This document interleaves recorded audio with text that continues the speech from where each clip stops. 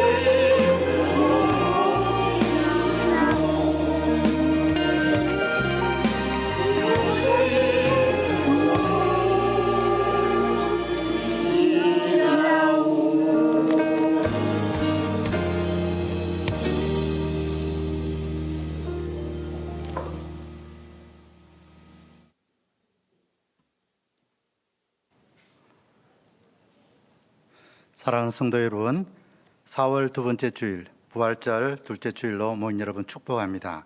이 시간 다 함께 자리에서 일어나셔서 성도의 교제를 나누겠습니다. 반갑습니다. 축복합니다.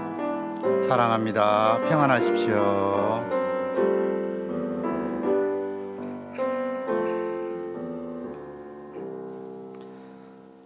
호흡이 있는 자마다 여호와를 찬양할지어다. 그의 이름에 합당한 영광을 돌리며 거룩한 옷을 입고 여호와께 예배할지어다. 아멘. 다 함께 찬송가 615장을 부르시며 그 큰 일을 행하신 하나님을 찬양합시다.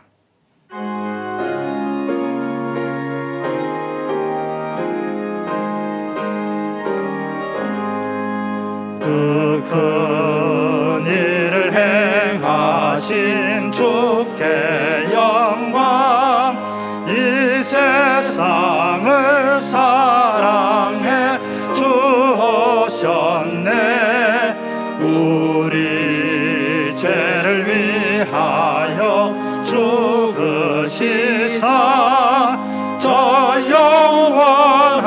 생명문 여시었네. 우리 주 높이세 그 한 말씀 듣고 우리 주 높이세 모두 기뻐하며 주 예수님 힘입어 하나님께 그 행하신 큰 역사 찬양하세.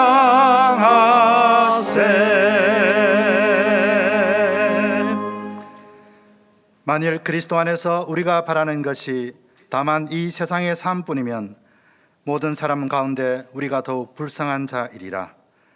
그러나 이제 그리스도께서 죽은 자 가운데서 다시 살아나사 잠자는 자들의 첫 열매가 되셨도다. 아멘. 우리를 죽기까지 사랑하셔서 죽음으로 죽음의 권세를 이기시고 부활의 소망을 주신 주님, 우리로 하여금 주와 함께 죽고 주와 함께 살게 하시고자 살아나신 주님을 찬양합니다. 흔들리고 요동치는 세상 한가운데서 저 태양 너머 영원한 주의 나라를 바라봅니다. 그 나라에 이를 때까지 주만 바라보며 하늘의 백성으로 부활의 주님을 증거하며 살아가게 하옵소서. 오늘 그 부활과 영생의 소망을 품은 주의 자녀들에게 하늘 영광의 빛을 비추시며 응답하시고 주의 자녀들이 드리는 이 예배를 받아 주옵소서. 우리 구주 예수 그리스도의 이름으로 기원하옵나이다. 아멘.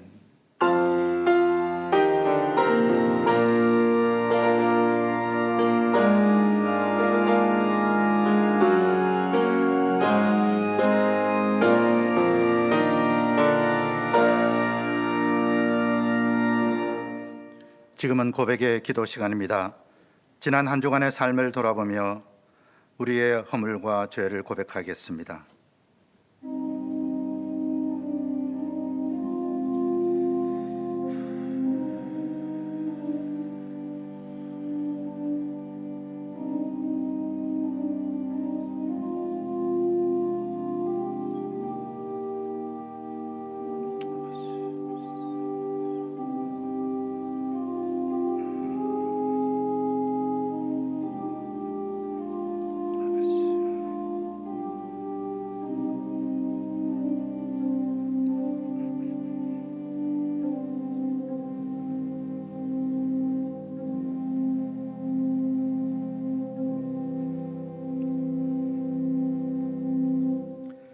여기 골로새서 1장 13, 14절을 통하여 우리에게 주시는 용서의 말씀이 있습니다.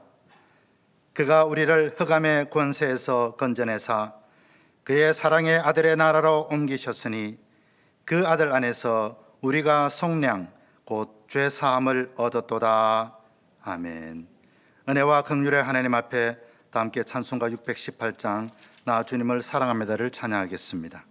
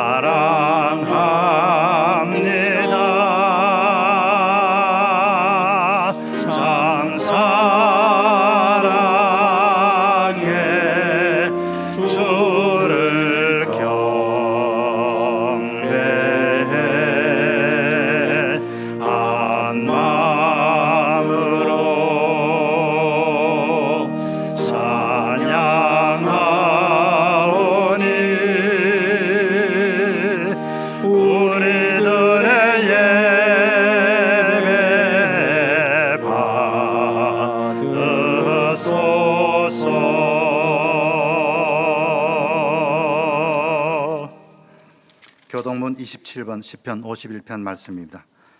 하나님이여 주의 인자를 따라 내게 은혜를 베푸시며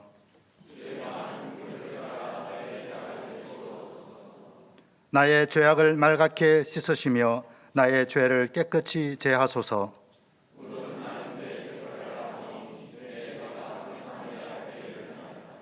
내가 주께만 범죄하여 주의 목전에 악을 행하였사오니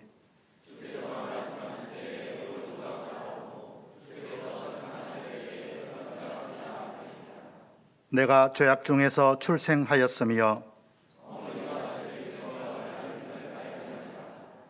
우슬초로 나를 정결하게 하소서. 내가 정하리이다.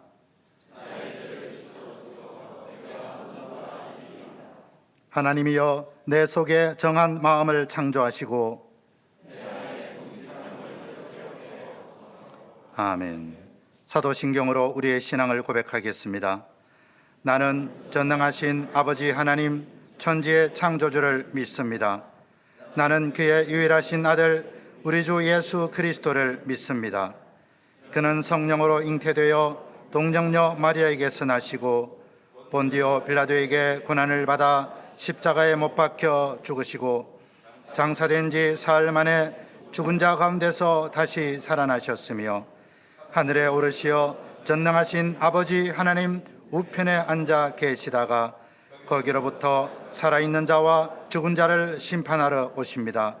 나는 성령을 믿으며 거룩한 공교회와 성도의 교제와 죄를 용서받는 것과 몸의 부활과 영생을 믿습니다. 아멘. 예배를 위하여 박성수 장로님께서 기도하시겠습니다.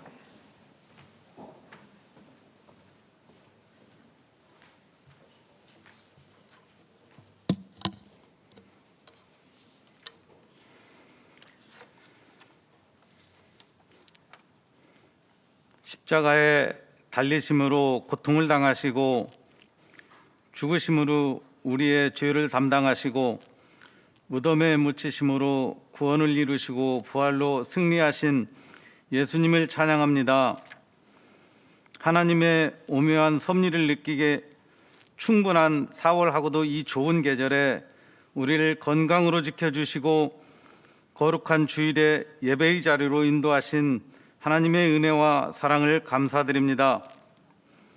오늘도 말씀과 기도와 찬양 가운데 화창한 봄날의 꽃들처럼 우리들의 마음이 활짝 열리게 하시고 하나님의 은혜가 충만하게 하여 주시옵소서. 하나님, 아직까지 코로나가 끊이지 않고 이어져 오고 있는 이때에 은혜와 자비를 베풀어 주시사 하루빨리 예전처럼 예배와 찬양대의 찬양이 회복되어 하나님께 영광이 되게 하여 주시옵소서. 하나님, 형제를 사랑하며 서로 우애하고 존중하기를 서로 먼저 하며 부지런하며 게으르지 말고 열심을 품고 주를 섬기라 하셨듯이 장기간 코로나로 인하여 우리의 신앙과 믿음이 침체되어 있는 것을 속히 회복시켜 열심을 품고 부지런하여 하나님을 기쁘게 하시는 우리의 믿음의 공동체가 되게 하여 주시옵소서. 우리 안에 새겨진 하나님의 본성이 회복되어지고 생각과 말과 행동으로 예수님을 따라가는 삶으로 변화되게 하여 주시옵소서. 코로나로 인한 환난과 시험과 경제적으로 모두가 어려운 이때에 우리 주변의 연약한 자들을 먼저 생각나게 하시고 김해교회를 127년 동안 건강하게 지켜주신 주님의 은혜에 감사함으로 힘들어하는 이웃들에게 예수 그리스도의 사랑을 나누는 믿음의 성도들이 되어지기를 간절히 원합니다. 바이러스로 인하여 서로가 서로를 멀리하고 만나기를 두려워하지만 이때가 하나님의 사랑이 필요한 때인 줄 믿습니다. 삶의 현장에서 예수 그리스도의 손과 발이 되어 두려움과 염려 가운데 있는 세상 속에서 진정한 위로와 소망을 전하는 복음의 통로가 되게 하시고 지금은 비록 힘든 시간을 보내고 있지만 주님의 말씀과 성령의 도우심으로 인내와 소망 가운데 승리의 면류관을 바라보게 하여 주시옵소서. 불의와 거짓이 난무하며 술수와 기만으로 가득한 위정자들을 바라보면서도 우리는 살아갈 용기가 솟아나는 것은 부활의 주님을 굳게 믿기 때문임을 고백합니다. 부활하신 주님을 본받아 우리의 삶과 사유와 경제와 정치권을 덮고 있는 탐욕과 부정부패와 분열의 영이 사라지고 정의와 공의가 바로 서게 하여 주시옵소서. 이 땅에 평화를 위해 오신 주님, 총칼 앞에 지배받고 있는 미얀마를 위해 기도합니다. 히브리인을 구원하신 주님을 의지합니다. 폭풍우도 잠재우신 주님을 신뢰합니다. 평화의 왕으로 오신 주님을 고백합니다. 주님, 미얀마의 자유를 유치며 부르짖는 백성들의 소리를 들으시고 절망은 희망이 되고 칼과 창은 쟁기가 되어 평화의 주를 향한 찬양이 넘쳐나게 하여 주시옵소서. 오늘도 우리에게 하나님의 귀한 말씀을 전하신 목사님에게 크신 능력을 허락하시고 우리에게는 삶이 변화되는 놀라운 역사가 일어나게 하여 주시옵소서. 은혜로운 찬양으로 하나님께 영광 올려드리는 찬양대에게도 함께하여 주시기를 원하며 우리를 구원하신 예수님의 이름으로 기도드립니다. 아멘.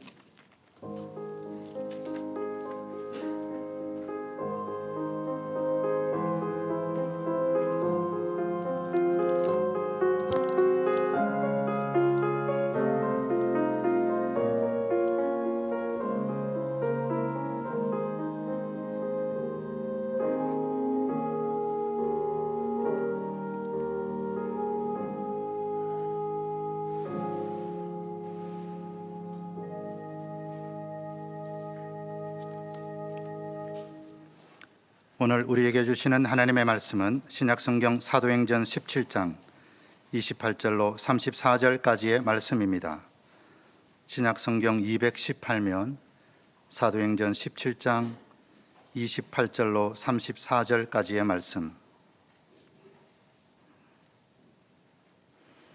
사도행전 17장 28절에서 34절까지를 다 함께 읽겠습니다. 우리가 그를 힘입어 살며 기동하며 존재하느니라. 너희 시인 중 어떤 사람들의 말과 같이 우리가 그의 소생이라 하니 이와 같이 하나님의 소생이 되었은즉 하나님을 금이나 은이나 돌에다 사람의 기술과 고안으로 새긴 것들과 같이 여길 것이 아니니라. 알지 못하던 시대에는 하나님이 간과하셨거니와 이제는 어디든지 사람에게 다 명하사 회개하라 하셨으니 이는 정하신 사람으로 하여금 천하를 공의로 심판할 날을 작정하시고 이에 그를 죽은 자 가운데서 다시 살리신 것으로 모든 사람에게 믿을 만한 증거를 주셨음이니라 하니라. 그들이 죽은 자의 부활을 듣고 어떤 사람은 조롱도 하고 어떤 사람은 이 일에 대하여 내 말을 다시 듣겠다 하니 이에 바울이 그들 가운데서 떠나매 몇 사람이 그를 가까이 하여 믿으니 그 중에는 아레오바고 관리 디오누시오와 다말이라 하는 여자와 또 다른 사람들도 있었더라. 아멘. 할렐루야. 찬양대 찬양이 쓴 후 담임 목사님 말씀 선포가 있겠습니다.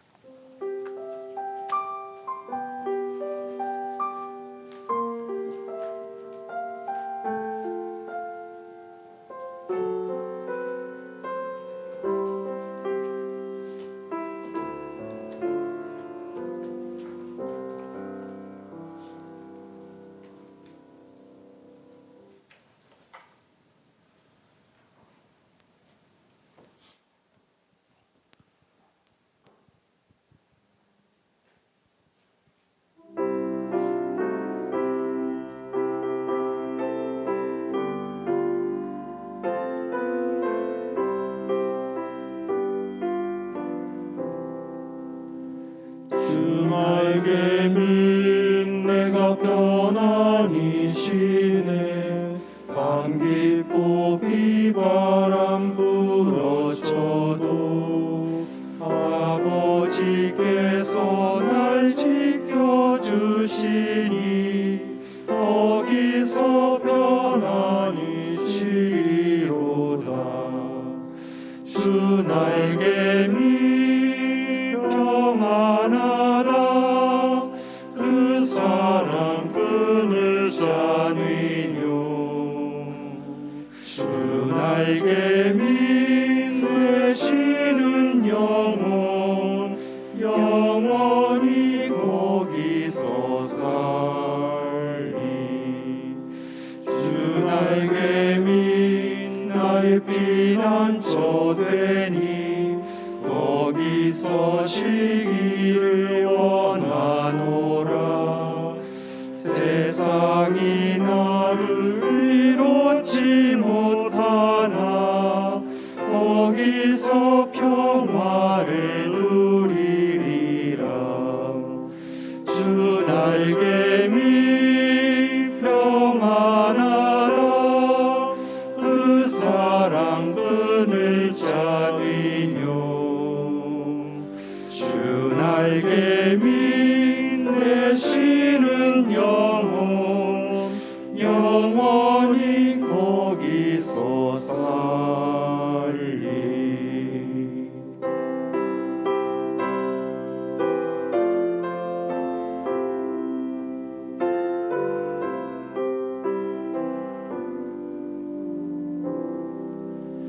주 날개미 참된 기쁨이 있네. 고달픈 세상 길 가는 동안 나 거기 숨어 돌보심을 받고 영원한 안식을 얻으리라. 주 날개미 평안하다. 그 사랑 끈을 짜리뇨. 주 날개미 내쉬는 영혼 영원히 거기서 살리.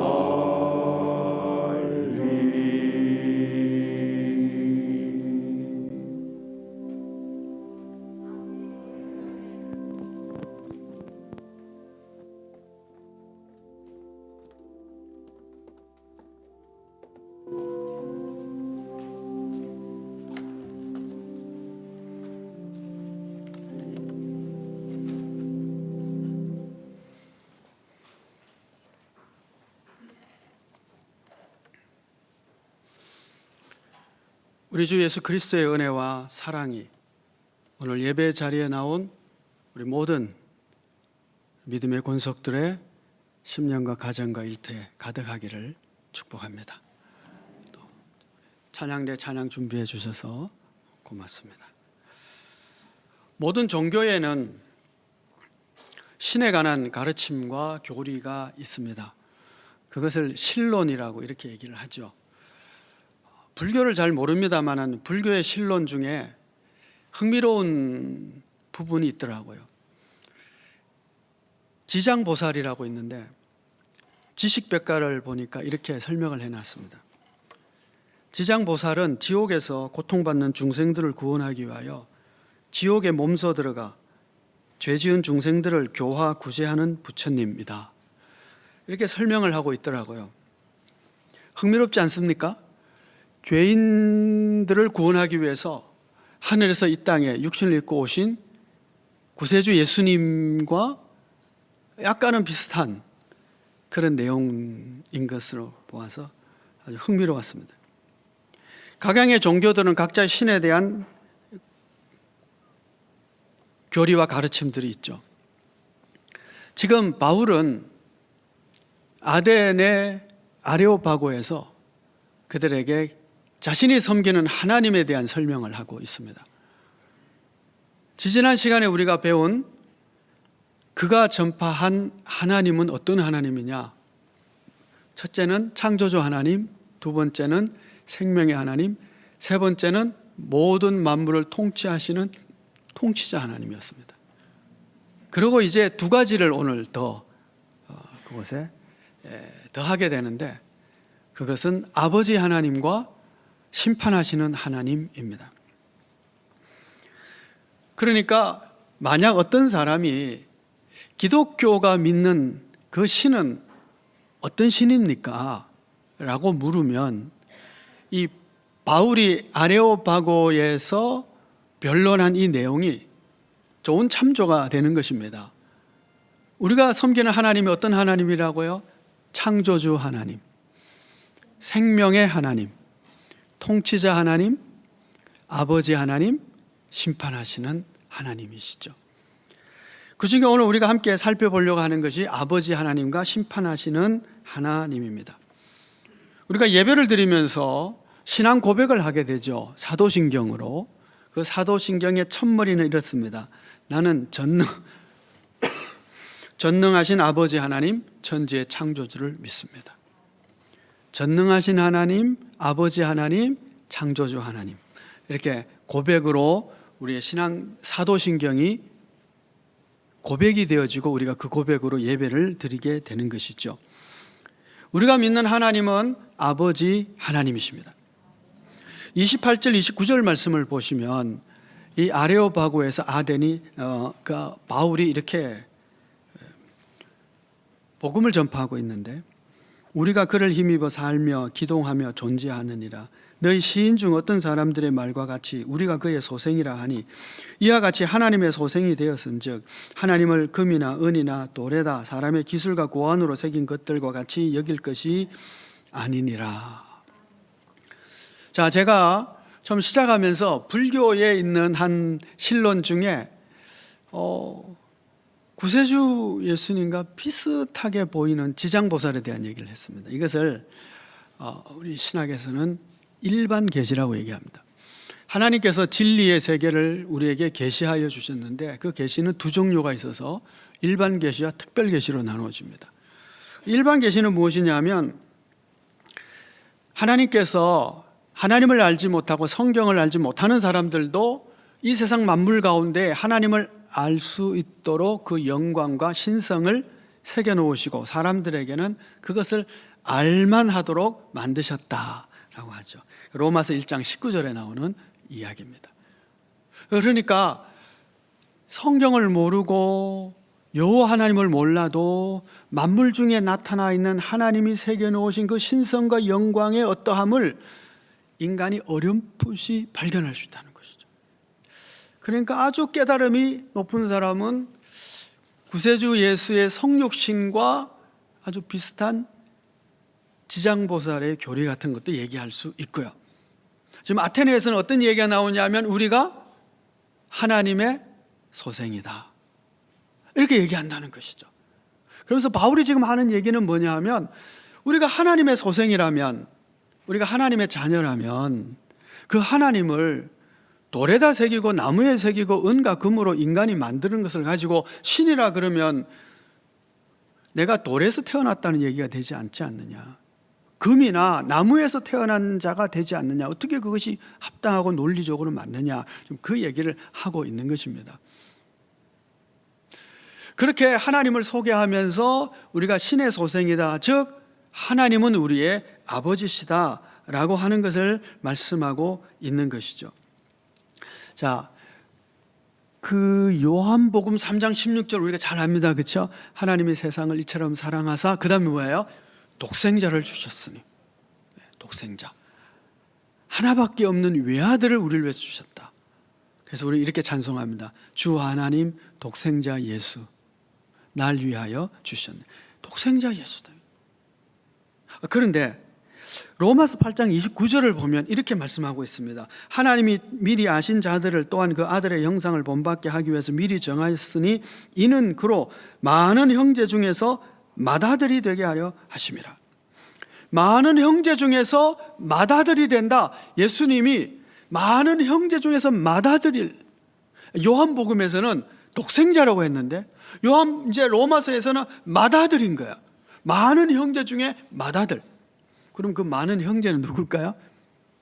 그리스도 예수께서 죽으시고 부활하심으로 말미암아 그 믿음 안에 있는 자들이 하나님의 자녀가 되는 권세를 줌으로 말미암아 예수 믿는 모든 이들이 하나님의 아들로 입양이 된 것이야. 그러니까 예수님은 제일 큰 형님이시고 그 예수 그리스도 안에서 믿음으로 새로워진 모든 이들은 예수님과 형제, 하나님의 아들들이 되었다. 이런 말씀이죠.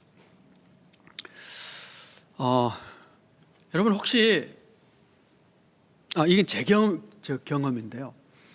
성경에 하나님을 아버지라고 성령으로 말미암아, 그렇죠? 성령을 받은 사람은 하나님을 아버지로 부른다. 근데 이 아바라고 하는 단어가 아버지를 친근하게 부르는 아빠라고 하는 단어거든요.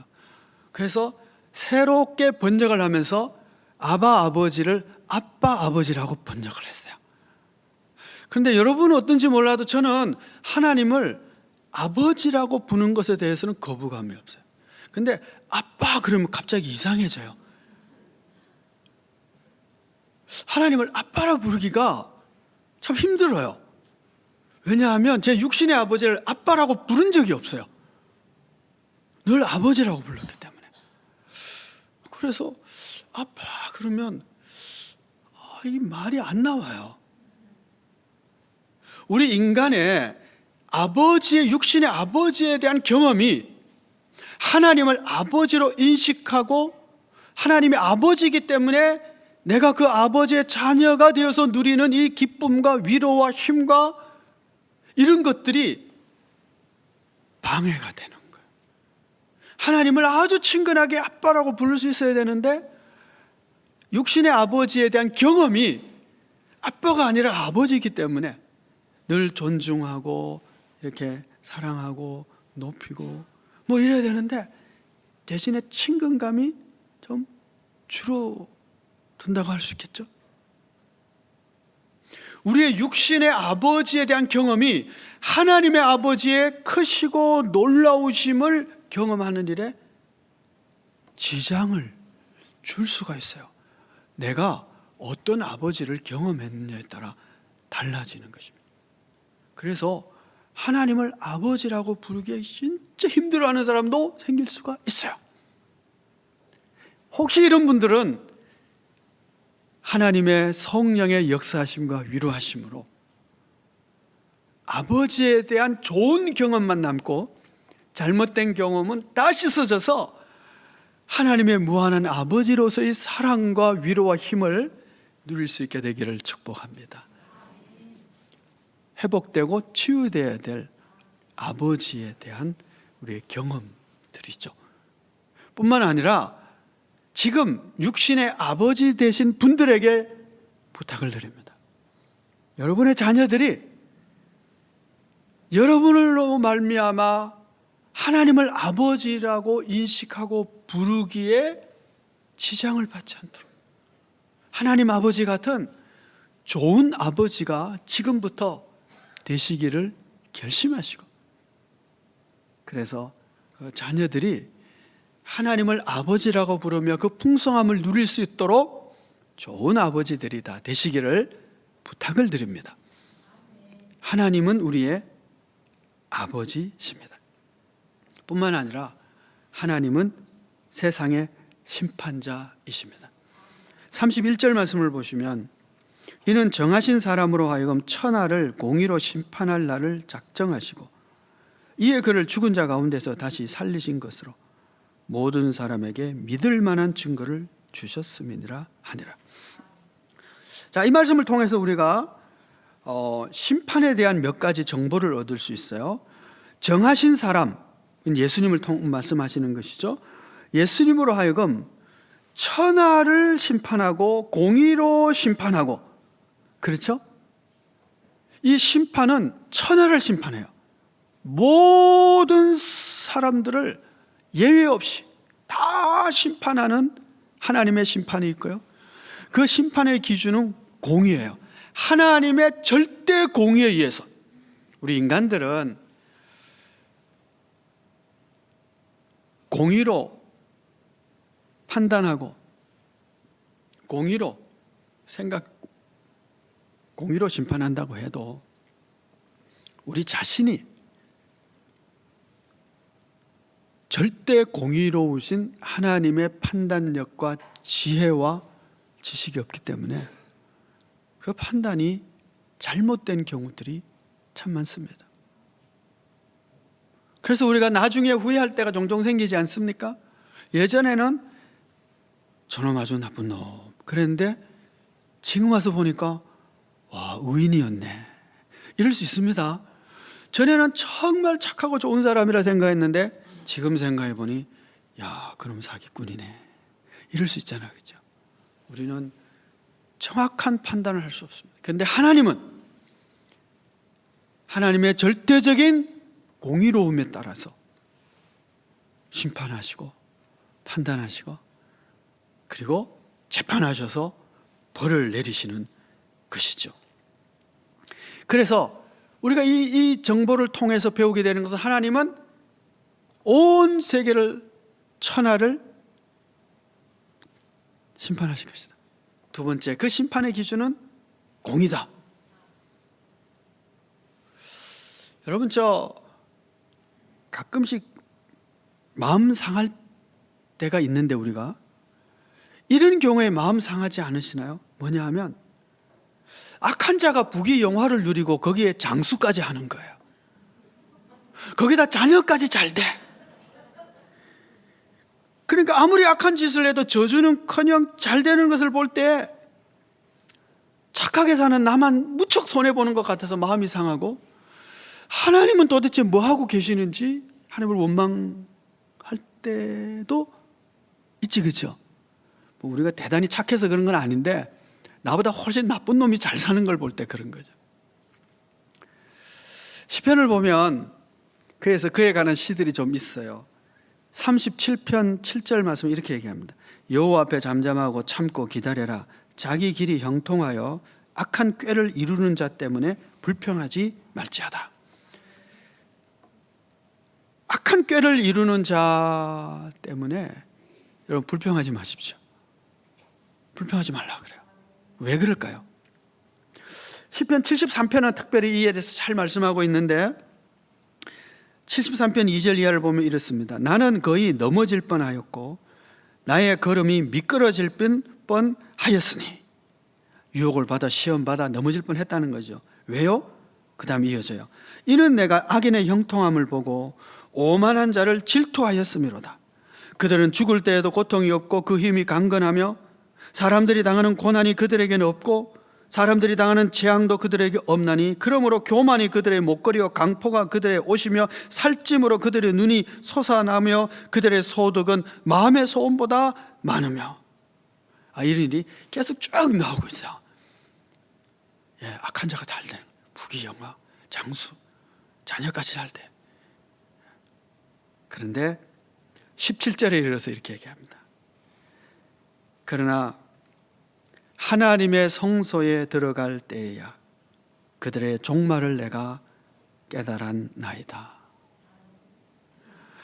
하나님의 성소에 들어가는 날 보니 그들에 대한 하나님의 공의로운 재판과 판단과 심판이 있더라는 거예요. 그래서 어떻게 해요? 그런 자들 때문에 불평하거나 질투하거나 우리가 시험 받지 말자.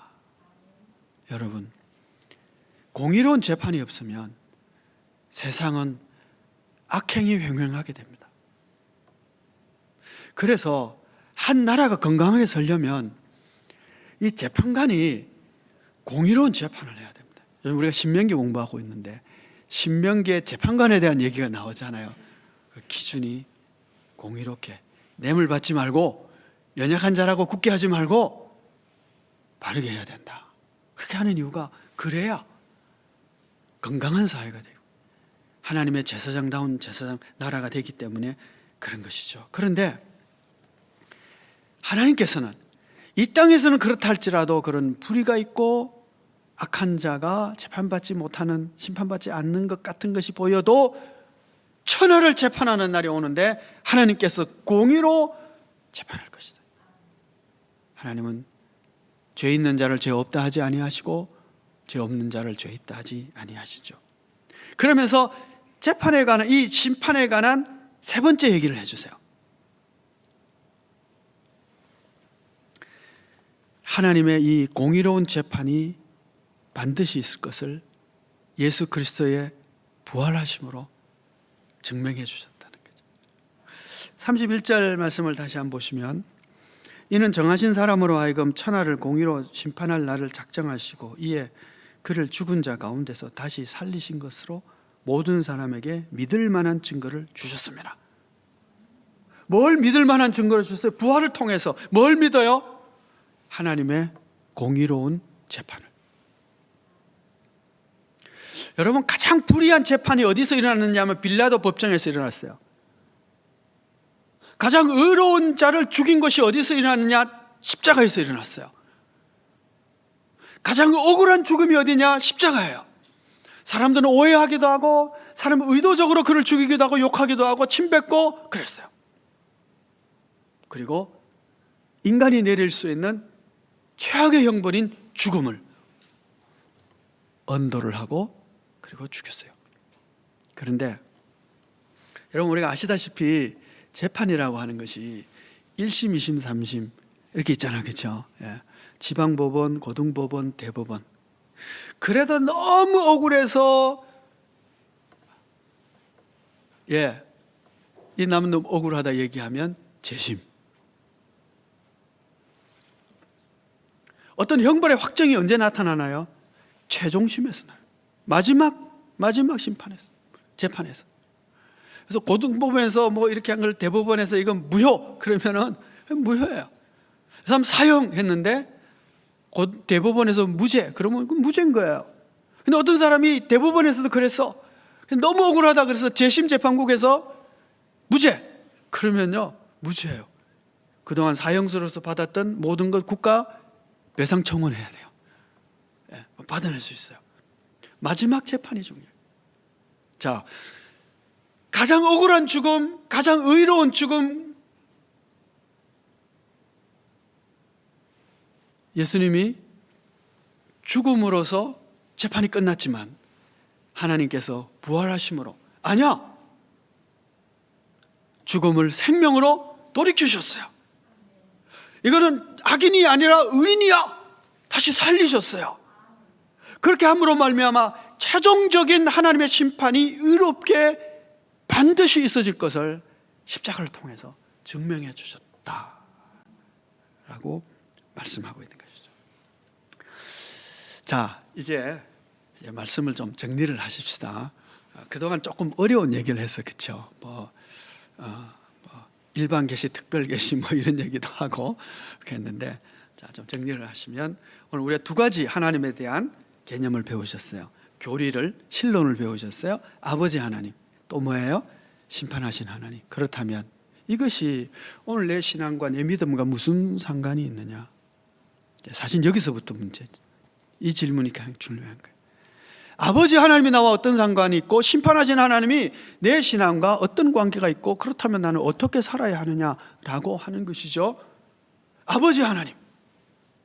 그럼 여러분, 아버지에 대한 개념에 따라서 아버지에 대한 생각이 많이 달라지겠지만 성경은 하나님을 아버지라고 했을 때 그 아버지를 뭐라고 말씀하고 있느냐, 이게 중요해요.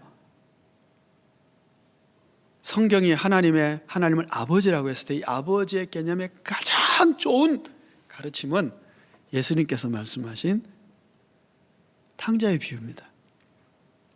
탕자의 비유에 나오는 아버지. 그 아버지는 어떤 아버지예요? 용서하시는 아버지. 그 악한 아들에게 그래도 그 아들을 존중하고 사랑해서 자유를 주시는 하나님. 그 아버지가 그 죄인이 다시 돌아올 때도 아무것도 묻지 않고 그냥 모든 지위를 회복시키고 안아주시는 아버지. 언제까지나 기다려주시는 아버지. 한마디로 딱 줄이면 그게 뭘까요? 사랑이에요. 그냥 사랑이 아니라 이런 사랑으로 하나님이 우리 아버지 되셔서 우리를 사랑하신다는 겁니다. 그 하나님을 우리가 아버지라고 부릅니다. 전에도 한번 말씀을 드렸지만 늘 그 찬송을 들을 때마다 감동이 되는 그 찬송. 부끄러운 것도 많고 잘못한 것도 많지만 하나님을 아버지라 부를 수 있어서 난 참 좋습니다. 근데 마지막 기절이 더 감동이에요. 하나님을 아버지라 부를 수 있어서 참 다행입니다. 여러분, 우리가 하나님을 아버지라고, 이 하나님을 아버지라고 부를 수 있게 된 것이 얼마나 큰 은혜요, 감사요, 감격인지 모릅니다. 하나님의 사랑입니다. 자, 그러면 심판하신 하나님은 반드시 모든 죄를 공의로 심판하신 하나님. 자, 그러면 우리의 신앙생활이라고 하는 것이요, 하나님의 긍휼과 자비와 사랑과 하나님의 공의, 의로움과 그 중간에서 긴장하며 사는 것이 우리의 신앙입니다. 하나님의 용서와 사랑만 얘기하면서 자기 마음대로 살아가는 것 신앙 아닙니다. 온갖 자기 욕심에 따라 죄된 삶을 다 살면서 하나님은 용서해 주신다, 하나님은 내 죄를 다 잊어버리셨다, 그 바른 신앙 아닙니다. 그런가 하면 하나님은 정의의 하나님이고 공의로 하나님이고, 그래서 우리의 모든 죄를 반드시 벌하시는 하나님이야. 여기만 집중하면 신앙의 기쁨도 없고 용서받은 자유도 없고 하나님 안에서 즐거워하며 찬송함도 없어요. 늘 긴장하면서 죄를 심판하는 하나님 때문에, 오늘도 내가 죄를 지었으니 하나님이 나를 심판하실 거야, 그런 두려움 속에서 살게 돼요. 여러분, 이것도 신앙이 아니에요. 신앙은 뭐냐? 사랑과 공의, 그 사이에서 긴장하며 사는 그 신앙이에요. 하나님의 공의를 생각하며 오늘도 말씀에 따라 순종하며 살기를 힘쓰고, 내가 다 살지 못한, 그리고 실수하고 넘어지는 이 죄악 때문에 하나님 앞에 나와 눈물로 기도하고 용서받은 위로와 그 하나님의 격려로 다시 힘을 얻어서 전진하는 것, 이것이 신앙입니다. 여러분, 이번 한 주간도 하나님의 긍휼과 자비와 용서로 인해서 위로와 힘을 얻으시고, 뿐만 아니라 하나님은 정의의 하나님, 공의의 하나님이시기 때문에 그 하나님의 성품을 닮아가며 하나님의 기뻐하신 뜻대로 정직하게, 신실하게, 의롭게 살기 위해서 도전하고 이 좁은 길을 걸어가는 그런 긴장된 신앙의 삶을 살아갈 수 있게 되기를 축복합니다. 이혜인의 수녀의 성금요일의 기도라고 하는 기도문을, 시를 한번 읽어봤습니다. 고난주간에 읽는 시가 돼서 성금요일의 기도, 이렇게 시작합니다. 죽음의 쓴 잔을 마셔 죽음보다 강해진 사랑의 주인이여, 당신을 닮지 않고는 내가 감히 사랑한다고 뽐내지 말게 하소서. 이 시를 읽으면서요, 우리가 하나님을 사랑하고 이웃을 사랑하고 교회를 사랑하고 나라를 사랑하고 이 사랑이라고 하는 말을 감히 할 수 없겠구나 하는 생각을 하게 되었어요. 당신을 닮지 않고서는, 하나님의 사랑을 닮지 않고서는 내가 감히 사랑한다고 뽐내지 말게 하소서. 요한복음에서 베드로가 주님이 찾아오셔서 네가 나를 사랑하느냐, 굉장히 재미있게 베드로가 표현합니다. 뭐라고 표현하냐면, 내가 주를 사랑하는 줄을 주께서 아십니다. 여러분, 이것이 베드로의 마음일 뿐만 아니라 우리 또한 그런 겁니다. 오늘 여기 이제 주석적으로 여러 가지 단어를 분석할 필요가 있습니다만은, 베드로가요, 이전 같았으면 주님, 내가 이 제자들 다른 제자보다 훨씬 주님을 더 사랑하시오, 제가 목숨 걸고 사랑하시오, 이렇게 할 사람인데 그가 이제는 달라진 거예요. 내가 주님을 사랑한다고 말할 수가 없습니다. 그냥 내가 사랑하긴 하지만 주님이 내가 주를 사랑하는 것을 아십니다, 이렇게 표현하는 거예요.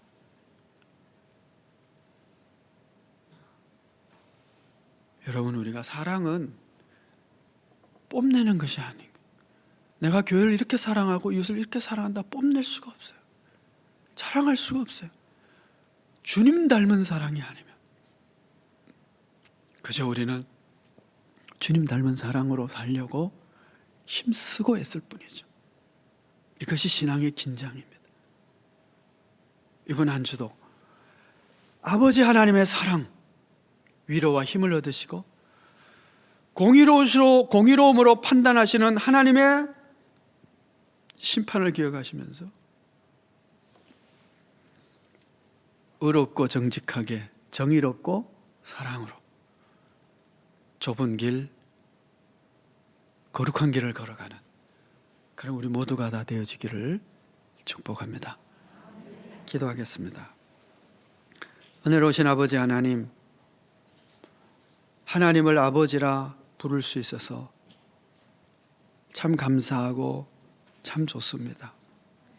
그 사랑으로 위로와 힘을 얻으며 우리가 다시 일어섭니다. 하나님은 공의로우신 하나님이기에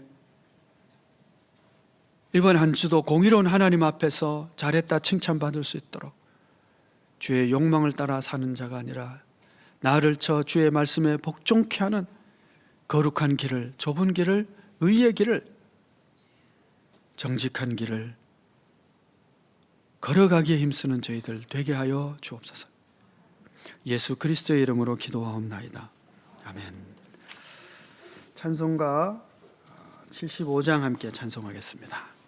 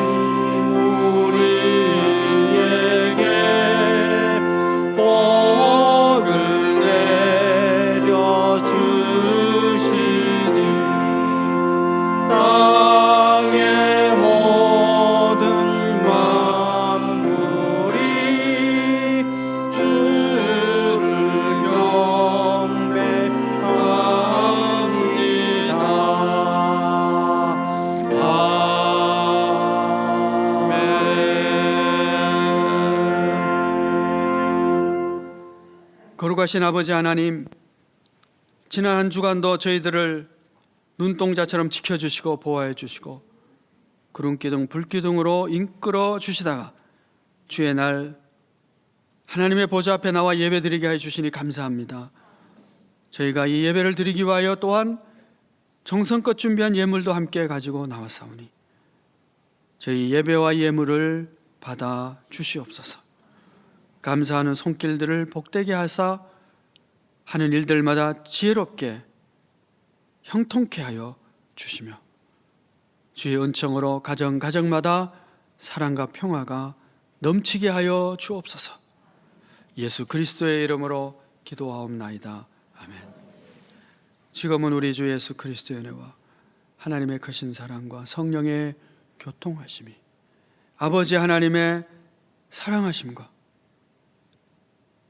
공의로 심판하시는 하나님의 어미하심을 알아 오늘도 그 사랑 속에 기뻐하며 또한 말씀에 순종하며 하나님을 경외하며 살기를 원하는 우리 모든 형제 자매들 위해 영원토록 함께 하옵시기를 축원하옵나이다. 아멘.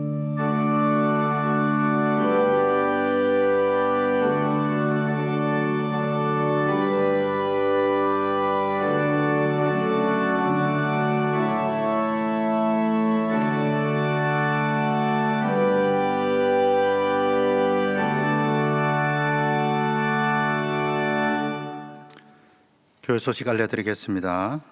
주일 저녁 찬양 예배는 계속해서 담임 목사님 말씀 성경부 신명기 말씀 성경 공부가 계속되고요. 그 관련 자료는 나가실 때에 이렇게 한 장씩 나눠져 있습니다. 그리고 홈페이지에서도 다운받을 수 있으니 잘 활용하시기를 바랍니다. 교회 창립 127주년 예배가 다음 주일입니다. 창립 127주년 기념 예배로 드리며 또 다 함께 축하하는 우리 모두가 됩시다. 또 이를 위해서 우리 그 옆에 부호 주소설 안에 보면은 교회 생일 감사 헌금란이 있습니다. 이렇게 보시면은 우리가 창립 127주년 기념으로 하나님께서 김해교회를 세워주시고 지금까지 이끌어 주시며 감사해서 우리가 교회 지체로서 생일 감사 헌금을 드리는데, 드리는 모든 예물은 축제의 의미가 성경에서도 어려운 이웃과 나라를 또 어려운 사람들을 섬기는 그런 의미였기 때문에 이 감사헌금을 통해서 어려운 이웃을 돌보고 하나님께 영광을 돌리기를 원합니다. 목표는 127가정이고요.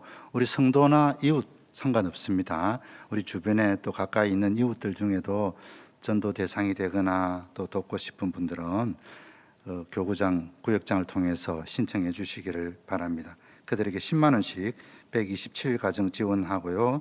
선교사와 또 이웃 학교도 지원할 계획입니다. 그리고 구역장, 교육부, 선교부를 통해서 지원 대상자들을 추천받게 됩니다. 생일 감사헌금 봉투 보셨죠? 여기 보면 한 구자에 5,000원인데 원하시는 대로 이렇게 하시면 되겠습니다. 그리고 온라인으로 헌금을 하실 때는 감사헌금 계좌에 본인의 이름 앞에 127을 딱 숫자를 때리시고 이름을 적어주시길 바랍니다. 네, 그러시면 되겠습니다. 다 함께 축하하는 우리 모두가 됩시다. 예, 다음 주일은 또 저녁 찬양 예배 때 장로 임직 예식이 있습니다. 우리 강홍중 피택 장로님의 장로 임직 예식이 있는데 함께 축하해 주시고 기도해 주시기를 바랍니다. 사회적 거리두기 1.5단계가 5월 2일까지 연장되었습니다. 더 조심하고 또 느슨한 마음을 다시 한번 더 긴장하며 깨어있는 우리 모두가 됩시다. 예. 192회 부산노회가 4월 13일 화요일 장류 대성교회당에서 있습니다. 교구별 대신방이 이렇게 거의 다 끝나가는데 그럼에도 불구하고 또 신방받기 원하는 가정들은 신청해 주시고 또 구역장들, 군찰님들은 성도님들 잘 챙겨주시고 함께 기도합시다. 지난주에 세례 받으신 분들은 세례 증서를 사무실에서 받아가시기를 바랍니다. 교회 요람, 교회 수첩을 나눠드리고 있는데 아직 받지 않은 구역들은 받아가시기를 원하고요.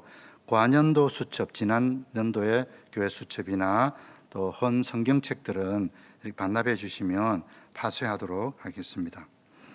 그리고 재직부서의 과년도 교회 회계 서류, 회의록과 회계 장부들을 사무실로 제출해 주시기를 바랍니다.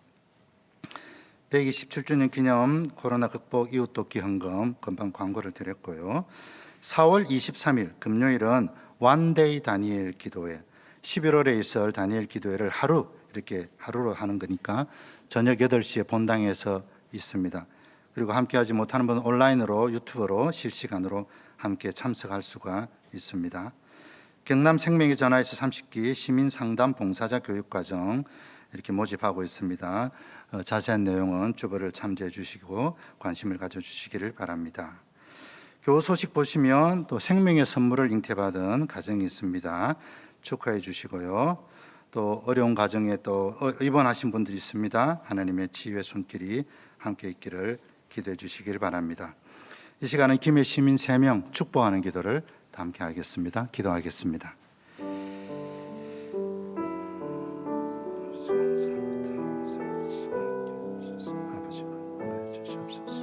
아버지 앞으로 돌아오게 해 주시고 아버지 예수님의 이름으로 기도드립니다. 아멘. 이 시간은 김해교회 3.1 운동 실천 캠페인을 다 함께 제창하겠습니다. 시작. 매일 3장 성경 읽기, 매일 3명 축복하기, 매일 3가지 감사하기. 네, 아멘. 이 주일의 암송은 우리 사랑장 고린도전서 13장입니다. 다 함께 한번 읽도록 하겠습니다. 시작. 고전 13, 1, 13.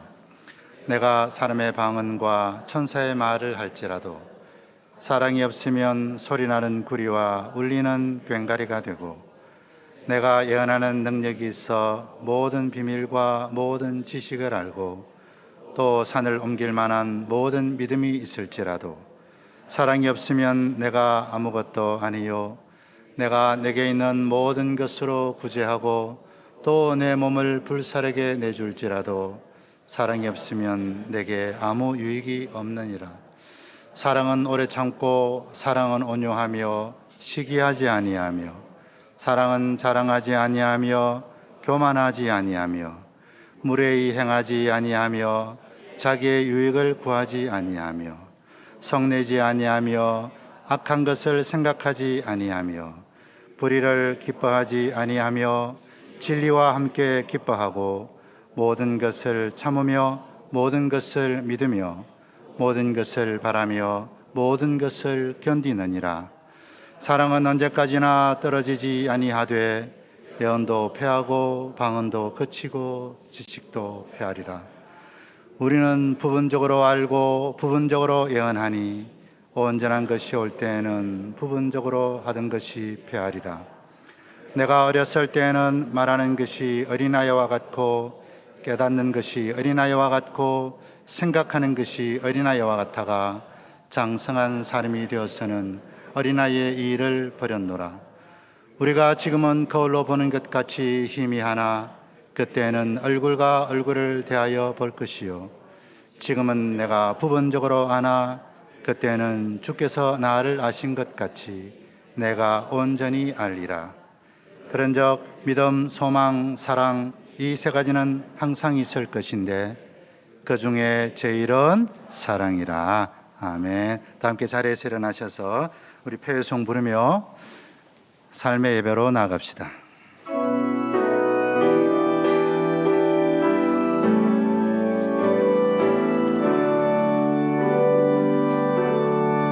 주님의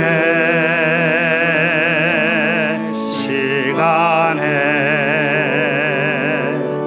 아름답게 모든 것 변하리. 주님 나의 갈 길을 인도하여 주시니 주의 뜻을 따라서 살리라.